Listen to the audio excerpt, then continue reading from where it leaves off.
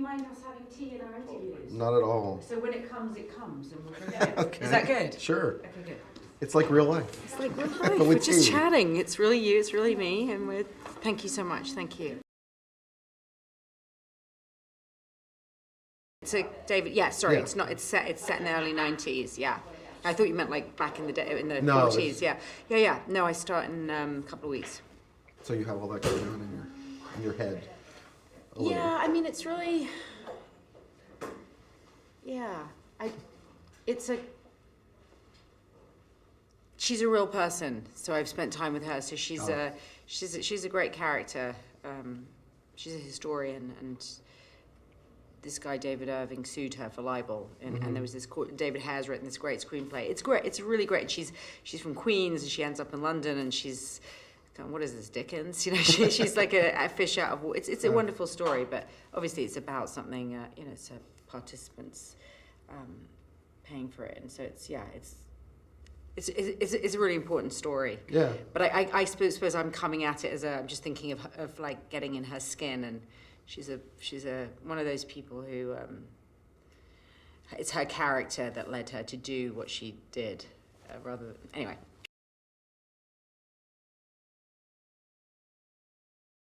In this movie, you are the kid. Is it fun? Is it interesting to go on a set where you're the baby, as it were? Yeah, I was the baby. Paul Dano's the other baby, even more baby. But I think the character Lena is a baby. I think she's childish and regressed, and hasn't really left her dad yet. She's his assistant. Her whole life revolves around her dad. She's married her dad's best friend's son. I mean, it's so incestuous without being incestuous, actually. Yeah. And I think in a way, she needs to mature. She needs to grow up. She needs to become an adult. She needs to fly from the nest and forge her own life. So she actually is I think a baby. She's a big baby. Yeah. So was it the script? Is it this character that drew you in, or is it Paolo, or is it? It was really Paolo, and I think the 3-page monologue where she gets to berate her dad and say the things that, the unsayable things we're not really allowed to say to our dads, that hooked me in. But I'm a real fan of Paolo, so yeah, I would have shown up and done anything with him. So when you get to that 3-page monologue and you're looking at it and figuring out, do you figure out what you want to do with it pretty early on, or is it a process of working with him or discussing it, or how do you go at it? It was the first scene that we shot, Wow. that I shot. It was a night shoot for some scheduling reasons. We were indoors. It didn't need to be. And it was 3 a.m. And Paolo said at 2:55, "Oh, we're going to do it in one shot." I mean, I had no idea. So normally in a film, a director would come to you and say, "Oh, that 3-page monologue," which is very unusual in film. I mean, in theatre, I've done things that are even longer, but in film, you don't talk that much normally. A director would normally say, "We're going to do that in one shot," because for an actor, that's a big-ish deal. Yeah. But that's what I really loved about working with Paolo. The feeling of like, oh, okay, you're just going to put a camera above my head, and he doesn't really share with you his filmmaking vision or his auteurish point of view. He just is putting the camera where he wants, how he wants, and your only job is to try and stay alive and human. So I was not prepared in any way. I mean, I knew the lines. I just learnt the lines, but I didn't. We just did it. And so obviously, if it's in one take, it has to be pretty fast. You can't kind of stop and start and meander. So I just went for it. And did his insanity work in this regard? At 2:30 in the morning, do you feel like that really enhanced that performance? I don't know if it enhanced or hindered. It just was. That's just what it was. But what I mean is that Paolo, you would show up on the set with your words learnt and discover how and in what way it was going to be done, if that makes any sense. I don't know if that makes sense to you, but he doesn't share with you how things are going to be filmed. And usually directors do. I think a little bit more. A director would normally say, this will be one take, Right. for instance, Yeah. or, you know, this scene you're going to be under. I'm not complaining, actually. I'm saying I enjoyed that. Yeah.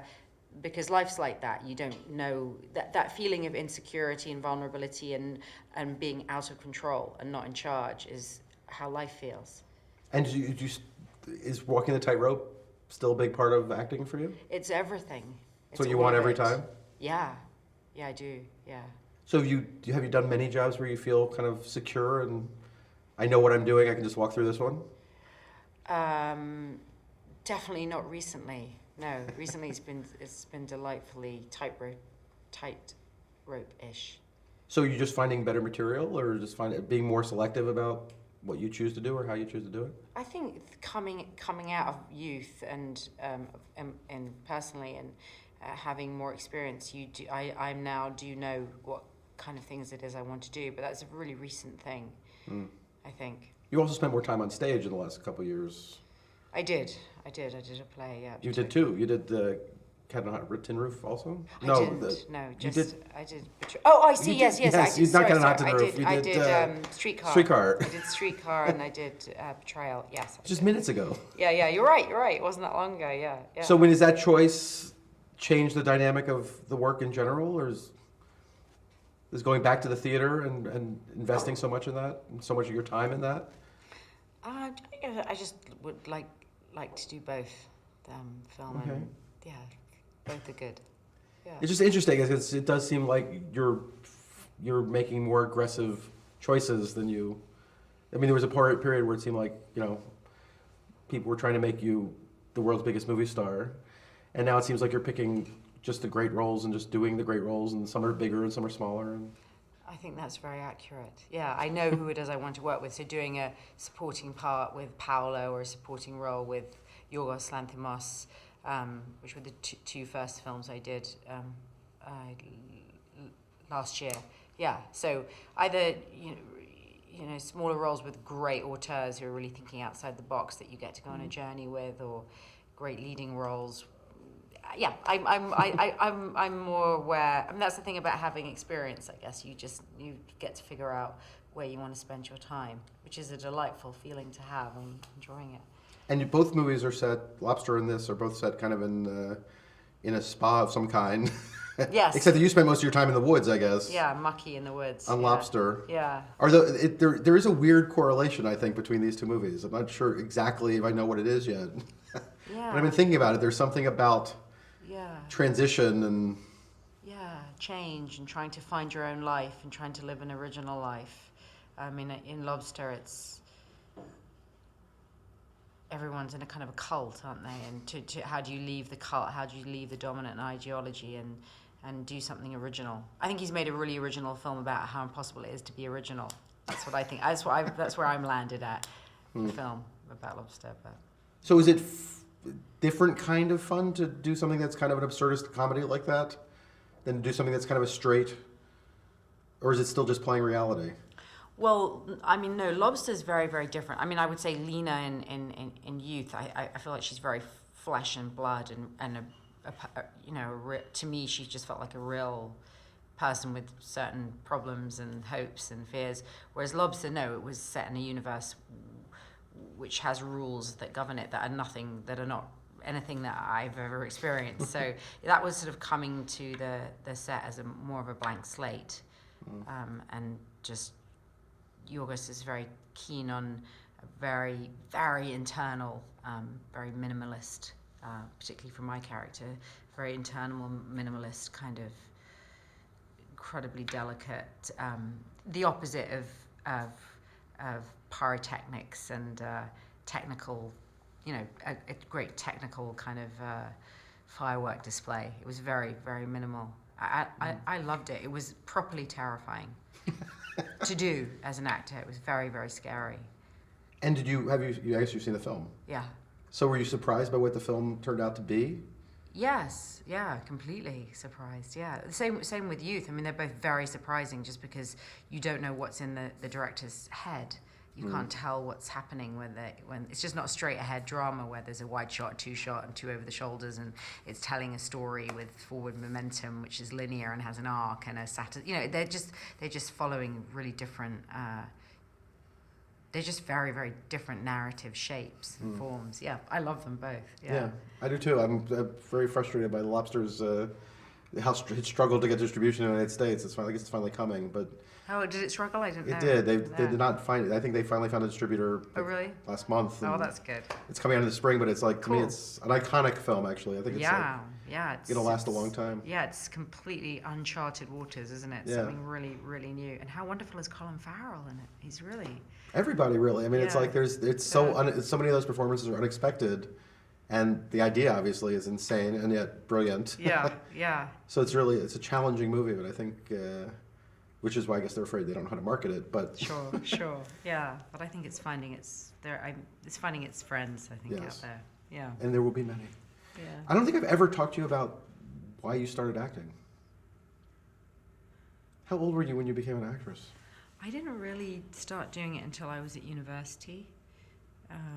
Were you interested in it as a kid, or were you a dramatic child? I was dramatic, but not in a performative kind of way. I was up scaling trees that were very, very high and that were dangerous to climb. So it was a very private drama of life and death. But I wasn't a kind of get on the table and sing a song to my mum's friends kind of kid. I was actually probably very, very inhibited in the performing sense until... last year. No, until quite recently. No, I wasn't like a performer. Right. No, so I think at university I started a theatre company, and it was an avant-garde experimental theatre company. And actually tonally doing Yorgos's film The Lobster, after a couple of days I was like, I know where I am. I was there. I was back tonally at that kind of absurdist world that I'd been as an undergraduate. So was that an intellectual exercise when you started doing it, or was it did you want to perform, or were you kind of performing because you wanted to be part of that, or? No, we did. Myself, my best friend, another actress, Sasha Hales, a director, David Farr, who's a working writer-director now in film and theatre.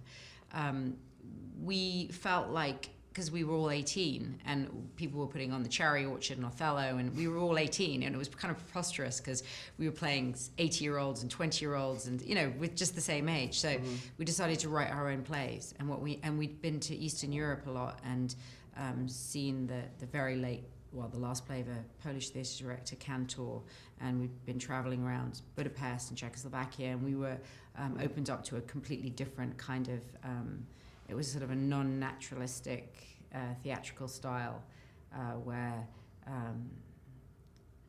it's very hard to explain, but it's I guess it was a kind of expressionistic physical theatre, and we were very drawn to it. And me and this other actress, we wrote 8 plays. We used to write plays through improvisation, which ended up with scripts. I think we ran the gamut of what 2 people can do to each other in relation to one another. And in the second year at university, we went up to the Guardian Festival and we performed a play called Slight Possession. Me, her, and Stepladder was the third character. It was about very possessive lovers. We weren't lesbians, we were just kind of lovers as a big abstract idea. I have a stepladder tattooed here in memory of that play. It was very important to me. Yeah, and we won the Guardian Award. It got transferred to London, and then I got an agent, and then I went mainstream and sold out. Until now, where I'm back to my avant-garde roots with Yorgos. Yeah, it was just slightly non-naturalistic, that thing that I did when I was 18. So was getting an agent and becoming an actress, was the getting into the business of it, which I guess your agent would want you to be, did it feel right? Is it easy like transition? No, it was very challenging. It was very particularly having done these plays with Sasha, which were quite kind of violent and intense and weird. A bit Think Lobster, sort of in that vein. And suddenly I was being asked to play a student at university, which was I was the right age for, and I found that very, very hard, very, very hard and strange, and just the whole bit. It was a big challenge, getting into the whole business side of it. But wonderful now to be a grown-up actor and to be working with someone like Yorgos. Well, the LaBute makes sense, I guess, more. What? They're doing Neil LaBute's movie. Yeah, that made a lot of sense to me. Yeah. So did you identify as I'm a pretty girl, and that's something that people are going to want to see me on the telly or in the film as the pretty girl? I was sort of identified as that more from the outside. I never really felt like that from the inside. But yeah, it's a weird thing. It was a weird thing getting used to cameras, I think, for me. I'd done modeling as a child even, so I've been like put in front of cameras, but to me modeling is really nothing to do with acting, because acting, when you act, you have to completely forget that the camera's there, or at least I do. I know there are some actors who they know where their key light is. I literally forget that it's there, which I don't know if that's good or bad, but that's the only way I can do it. So it was hard for me to get, at the beginning of my career, to be very relaxed in front of a camera. I can't remember what we're talking about, but we're just roaming around. Yeah. Well, I mean, did you have a technique, or did you develop a technique, or was it just natural? Yeah, I mean, I developed a way of learning to. I mean, I'm not trained, so I muddled through for many years, and I don't think I don't really have a technique as such. I mean, I must have some. I wouldn't know how really to talk about technique, except that I know how I like to work, and I like to prepare, daydream, research if I can, like the Deborah Lipstadt trial that I'm about to begin. And I finished a film recently about Donald Crowhurst, the sailor in '68 that James Marsh directed. Anyway, there was a real woman, so I could watch archival. So sometimes there's research, and sometimes there's not. So do daydream, research, and then I like to show up and just drop into the other side of the brain, whichever it is, the instinct side, the unconscious side, and which is why I really appreciated Paolo, in that there's no rehearsal and there's no discussion. You just do it, and then some part of you takes over that. In real life, you can't often let that side be in charge, because you have to, you have to be civilized and. Well, Paolo said, rehearsal is boring. It is. It's boring, and it's mainly for people to kind of figure out how can I make sure this doesn't go wrong. Whereas I would posit the opposite thought, which is let's make sure it does go wrong, because in the going wrongs, in the accidents, is where magic can happen. When you're out of control is where it's really, to me, it's really interesting. So as your career became a career, was that odd from the outside? I mean, from the inside, was it to be, I don't know, put it up? I mean, you've never really been quite put in a box. I don't think you've had enough diversity in your career that it's been enough confusion. I just didn't know what was going on. But well, you've done all kind. I mean, you have made leaps. You don't seem to be afraid of taking leaps. No, I'm very interested in leaps. Yeah. Yeah. Yeah. So I mean, is it strange is the career a separate thing from the actor for you? Not anymore. Now I'm just really following my my passions and working with. If I understand you correctly, yeah. My passion is my career now. It's the same thing. And is acting more fun now than it was?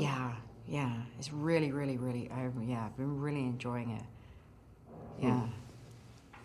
Is it?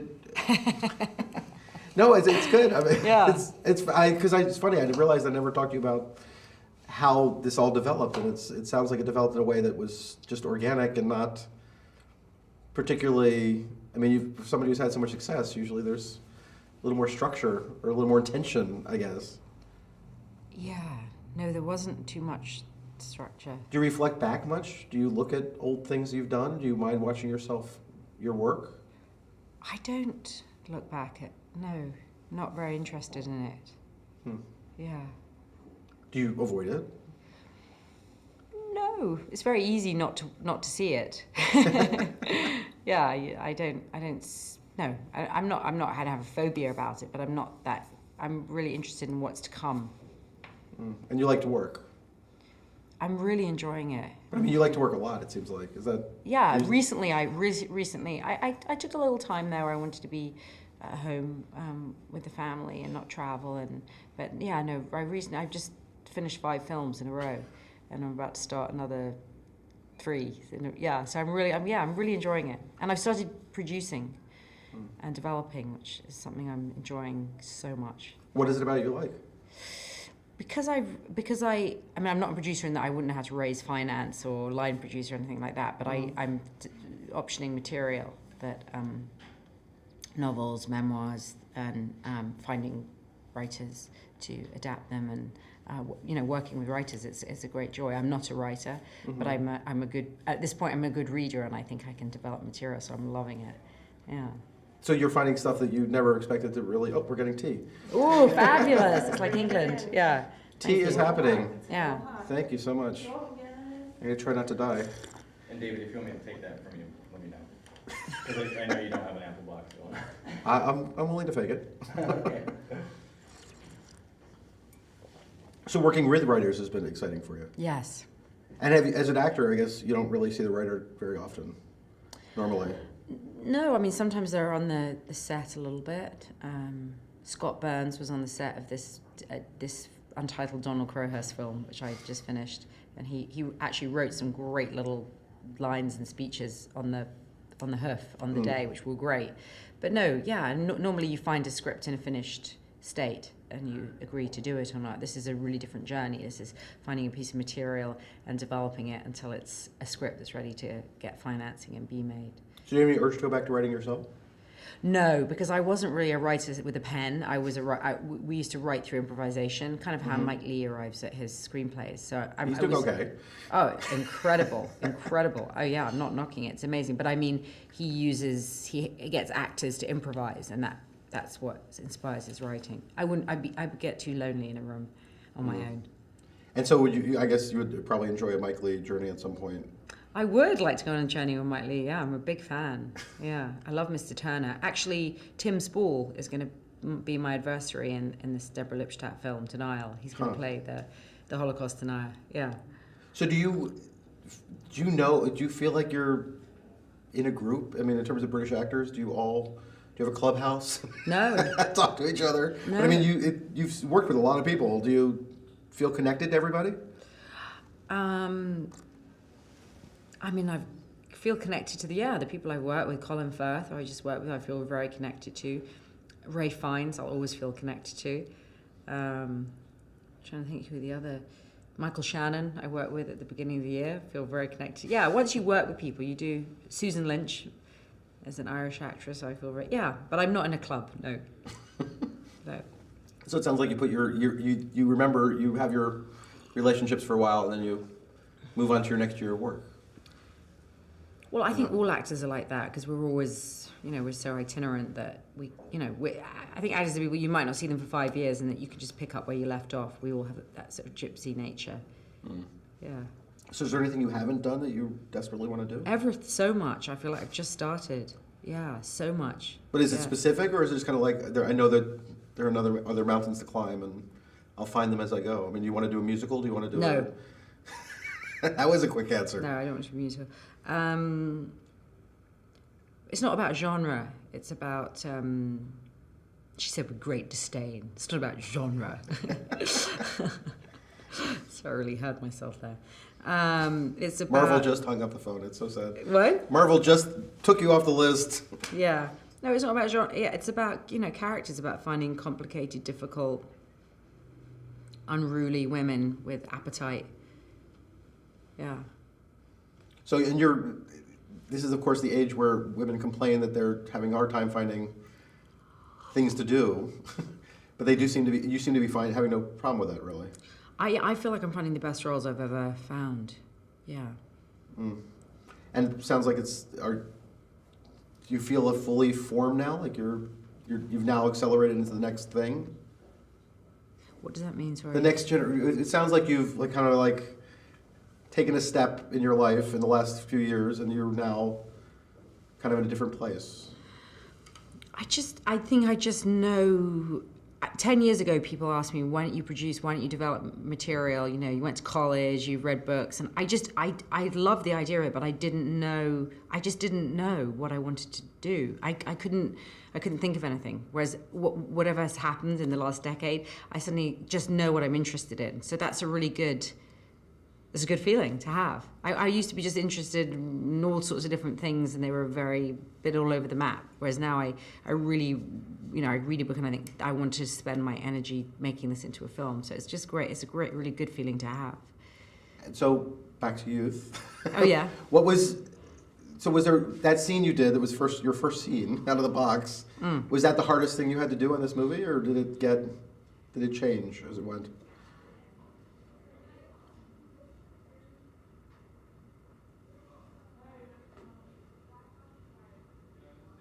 It wasn't the hardest, it was the most surprising in terms of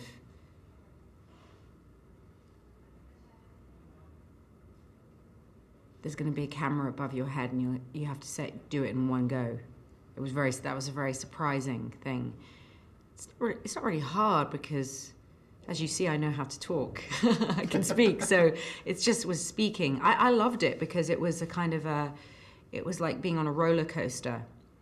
And in the writing, you get to change gears, and it's not a conscious gear change, but it's like surfing, which I've never done. It's like surfing an emotion. So you're surfing an emotion, and then the text takes you somewhere else, and you have to ride it. So I wouldn't say it was the hardest. It was the most actually fun. It was really exciting. I mean, I guess if you ask a surfer who just did a big wave, what was the word you used? Difficult. Was that difficult? I don't know if it was difficult or if it was just like, I rode that wave. So it's kind of, it was exhilarating. Well, I guess I'm always curious of whether the thing that is the kind of this scene being the thing that people are pointing to with you, we're talking about award season and all of that, and they're like, that scene, when they talk about you in this movie. But I wonder whether the thing that's the moment, the showy moment that people talk about is always the most difficult thing to do in a film. Or whether the rest of being in a film is equally or differently hard. I understand your question. I think it was the proportion to which it was difficult, it was also exhilarating. So I guess for me, something challenging is exhilarating. So it was the most, it was kind of like a freestyle. It was like a freestyle. I've never done anything like that before on film, ever. It was very exhilarating. But I hear what your question is. Yeah, I'm trying to think what were the other things that was. I don't know. It was all just very undesigned in advance. It was just all unpremeditated. Just would show up and. I'm trying to. Yeah. There was another scene where I remember when Michael Caine's the Queen's emissary is trying to beg him to perform his simple songs, and I don't think I didn't know that Michael wasn't going to be able to see me, so he had his back to me, and because he's talking about my dead mother, it started to move me, and I started to cry, and then he improvised this line, because I think I was trying to stifle my sobs, because I didn't want him to hear me, and he just went, "Lena, stop crying," like that, and it was just such an incredibly real moment. There wasn't tons of improvisation, but there were just moments like that where the scene was just set up in a really clever way that Paolo had put Michael's back to me. So he didn't know what I was feeling, and I was really trying not to make a peep behind him. And Paolo, the way he shot that, you were not the center of the frame at all. No, I'm like way in the background. I'm listening. I'm a kind of voyeur on the scene, and it's breaking my heart because it's breaking his heart to do with Armand. I don't know. Paolo's very, I don't know. It's all very unconscious how he lets things happen for the actor. I don't know what's going on in his mind, and I never will. And I kind of love that. He's obviously a deep kind of poet of some sort. So if your agent said to you tomorrow that you could work on only films where you're going to get surprised every day, sounds like it would be the perfect. Yes. No, I'm a fan of good writing, so I would like to read the script and agree to the narrative, but then to be surprised about how it's going to be filmed. Yeah, it's very exciting. Yeah, because that gives you the feeling of what life is like. Because we actually don't know. I don't know what's about to happen. I'm not in charge. Are you? Not that I've been told. Yeah, exactly. So it's what gives you a feeling of that things feel like life. 'Cause we're just passengers, right? That's all we got. Yeah, that's all we got. Yeah, Thank you so much. that's a pleasure. Appreciate it. Okay, there's a weird talk. Tail slates. Was that weird? I don't know. It was interesting. You had a look on your face a couple times. I was like, I'm scaring her. But I found it fascinating. God, these roses are they're very big patterns. They changed the carpets around here about a year ago, and they managed to actually find uglier carpeting, and It's it's really kind of strange. Yeah. I guess it doesn't show dirt or something. All right, I'm gonna dash across. Have a lovely dash. Okay. Thank you very much. Okay, thank you. Nice to see you. Nice to see you. Yes, hope you'll get better soon. I'm sure I will. Are The you timing is feeling terrible. terrible? Huh? You feeling terrible? No, actually, it kind of is better today than it was yesterday, but I think it'll be done by tonight. So I heal very quickly. I'm very fortunate in that way. All right. Nice to see you. Thank you. Great to see you.